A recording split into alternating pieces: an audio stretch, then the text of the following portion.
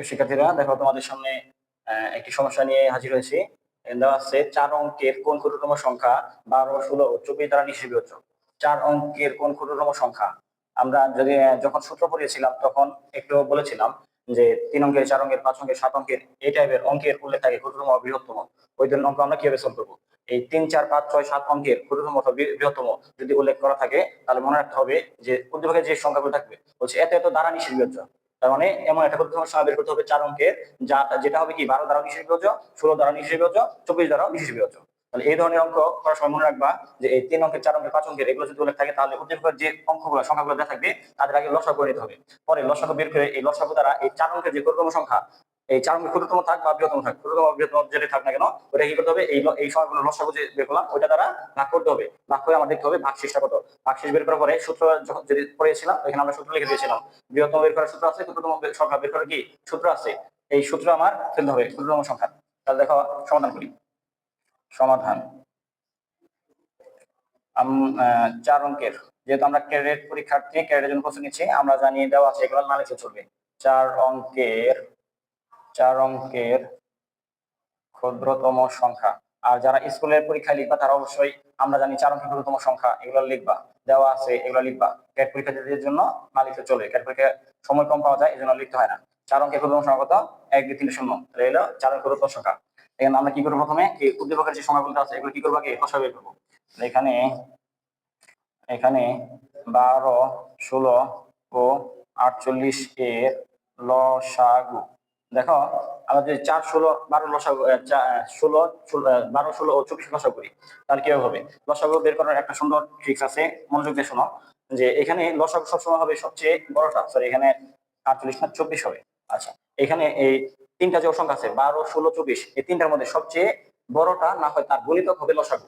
কি বলছি? সবচেয়ে বড়টা না হয় তার গুণিতক হবে লসাগু। এখন সবচেয়ে বড়টা এখানে কত? 24। এই 24 এই তিনটা সংখ্যা লসাগু কিনা এটা কিভাবে বুঝবো? এটা বোঝার টেকনিক হলো যে তুমি দেখবা এই 24 যে বড় সংখ্যা, যে বড় সংখ্যা দেওয়া আছে ওই সংখ্যাটা প্রতিপক্ষের যে সংখ্যাগুলো দেওয়া আছে সবগুলো দ্বারাই নিঃসীবিভাজ্য কিনা। যেমন 24 কিন্তু আমার 12 দ্বারা নিঃসীবিভাজ্য, 16 দ্বারা না। 24 12 দ্বারা বিভাজ্য, 24 নিচে 24 দ্বারা বিভাজ্য কিন্তু 16 দ্বারা না। তার মানে কি লসাগু 16 না, এই কি 24টা। তাহলে 24 এর গুণিতক যাও, 24 এর গুণিতক কত? 24 দ্বিগুণ কত? 48। তাহলে দেখতে হবে 48 লসাগু হতে পারে।